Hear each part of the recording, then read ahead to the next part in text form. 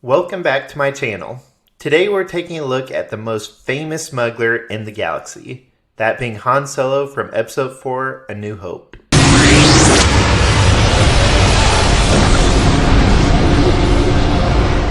Han Solo during Episode 4 was operating as an independent smuggler. Shortly before we meet him in A New Hope, he had been working on a job for Jabba the Hutt. But at this point in the timeline, his allegiance was purely independent, since he was only working for himself. So far, LEGO has included Episode 4 Han in 17 different sets.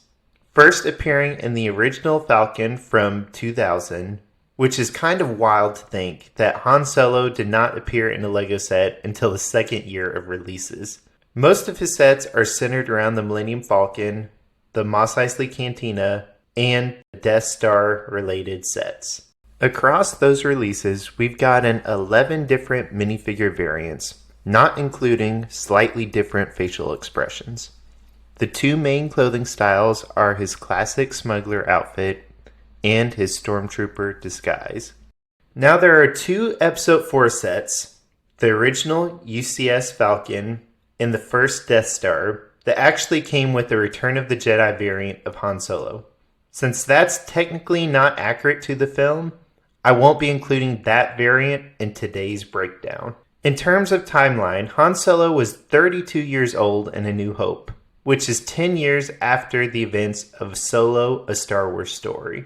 He was born on Corellia, grew up surviving on the streets, then briefly served in the Empire before teaming up with Chewbacca and eventually winning the Millennium Falcon from Lando Calrissian. So now starting off with the internal traits. The first of those being skill. Han Solo was known more for his luck and courage than refined combat training, as noticed by Princess Leia. You came with nothing? You're braver than I thought. Nice, come on. Certainly has courage. Good will it do us if he gets himself killed? Come on. Still, he was an exceptional pilot and a fairly skilled gunfighter. Whether Han shot first or not, the results have always been the same. For this, I'm giving him a skill rating of 22 out of 50. When it comes to knowledge, Han was clever, quick-witted, and resourceful. He had years of experience navigating hyperspace lanes, dodging Imperial patrols, and outsmarting rivals in shady cantinas. A good example of this is when he quickly makes everyone hide in his smuggling compartments when the Falcon is boarded. Because of this, I felt his knowledge was higher than his skill at this point, so I gave him a rating of 24.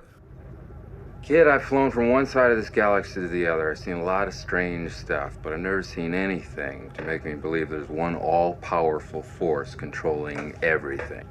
There's no mystical energy field controls my destiny. What more is there to say? Han has a 0 force rating.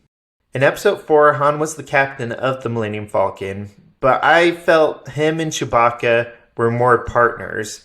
It's not like he was leading Chewbacca as a crew member. And together they focused on their own survival. For that reason, I'm giving him a leadership rating of 0.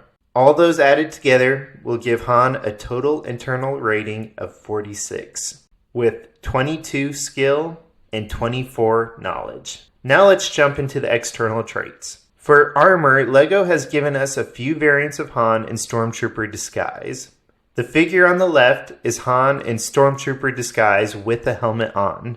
The first two Death Stars come with an extra helmet to give Luke and Han to wear, but the last trash compactor set did not. If he does have a helmet on, I give him a +1 rating for the helmet, a +1 for the chest armor, and a +1 for leg armor if there is leg printing.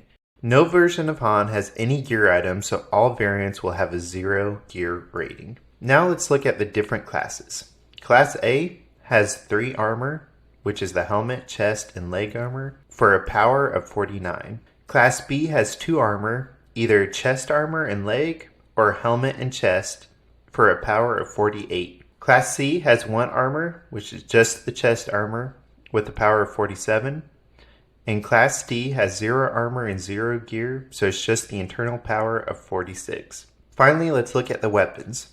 Hokey religions and ancient weapons are no match for a good blaster at your side, kid. Throughout the years, Han has only come with 3 different types of weapons. Those examples can be seen from these 3 sets. These 3 blasters fall into either a blaster pistol worth 0.5 or a full blaster worth +1. Let's look at a couple final examples to see how it plays out. This version of Han is a Class B with the blaster. That gives him 22 skill, 24 knowledge, 2 armor, and 1 weapon for a total power of 49. This other example is a Class D Han with just a blaster pistol. Adding that up gives him 46.5 total power. Now looking at my personal collection, I have 0 Class A Hans, 1 Class B with the blaster, 1 Class C with the blaster, 2 Class D without any weapons, 5 Class Ds with the blaster pistols, and 1 Class D with a full blaster. When you total all of those together, it adds a combined power of 468.5 to my collection.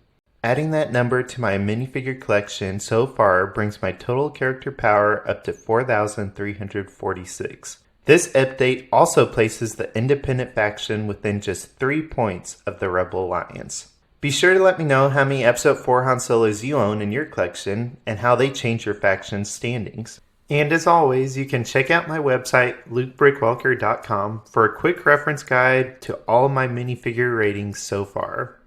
Thank you for watching, and may the Force be with you.